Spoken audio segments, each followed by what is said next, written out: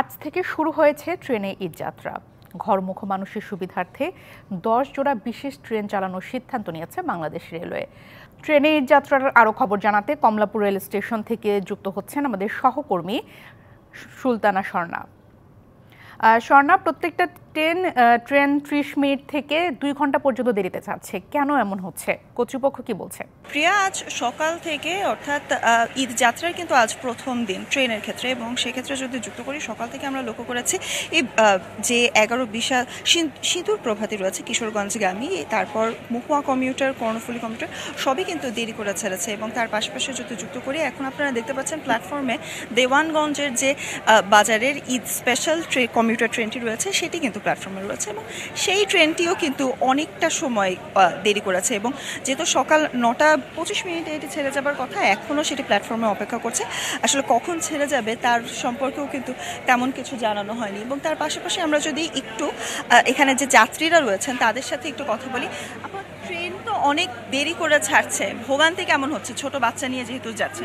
তো ভোগান্তি হচ্ছে, কিন্তু বাচ্চা নিয়ে বসে আছি। ট্রেন ছাড়ার কথা 9:25, এখন 10:05 বাজে, এখনও তো ছাড়ছে না ট্রেন। সেক্ষেত্রে বাচ্চাদের নিয়ে যাওয়ার সাথে ভোগান্তি কেমন হচ্ছে? ভোগান্তি তো অনেক, একে তো ট্রেনে সিট পাওয়া যায় না, অনলাইনেও পাওয়া যায়নি। এই বাচ্চাদের নিয়ে যাওয়াটা খুব কষ্ট হয়ে যায় অবশ্যই। এবং শুনছিলেন দর্শক, ট্রেনের জন্য কিন্তু আসলে নানা ধরনের ঝুঁকি ঝামেলা পোহাতে হচ্ছে যারা যাত্রী রয়েছেন, ঈদ যাত্রার যাত্রী। এবং আজ যারা যারা 2 তারিখে অর্থাৎ এই জুন মাসের 2 তারিখে যারা অগ্রিম টিকিট কেটেছিলেন তারাই কিন্তু আজ যাত্রা শুরু করেছেন। এবং তার পাশাপাশি যদি যুক্ত করি, সকাল থেকেই আমরা লক্ষ্য করেছি সবগুলো ট্রেনেরই 30 মিনিট থেকে শুরু করে 40 মিনিট এবং ক্ষেত্র বিশেষে পারাবত 2-এর ক্ষেত্রে 2 ঘন্টা পর্যন্ত দেরি করে স্টেশন ছেড়ে গেছে।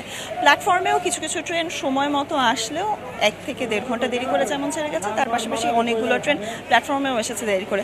এ নিয়ে আমরা যখন রেলওয়ে কর্তৃপক্ষের সাথে কথা বলেছি তারা কিন্তু তেমন সদুত্তর দিতে পারেনি। তবে তারা বলেছে যে কিছুক্ষণের মধ্যে আসলে যত সময় গড়াবে সমন্বয়ের মাধ্যমে কিন্তু এই ট্রেনের যে ডিলেটা হচ্ছে সেই ডিলেটা তারা কমানোর চেষ্টা করবে, এমনটাই কিন্তু স্টেশনের পক্ষ থেকে জানানো হয়েছে।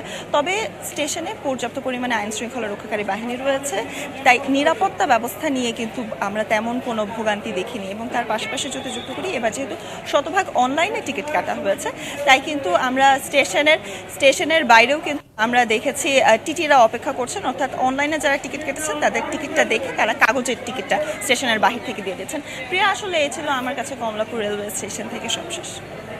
স্বর্ণা, আপনাকে ধন্যবাদ।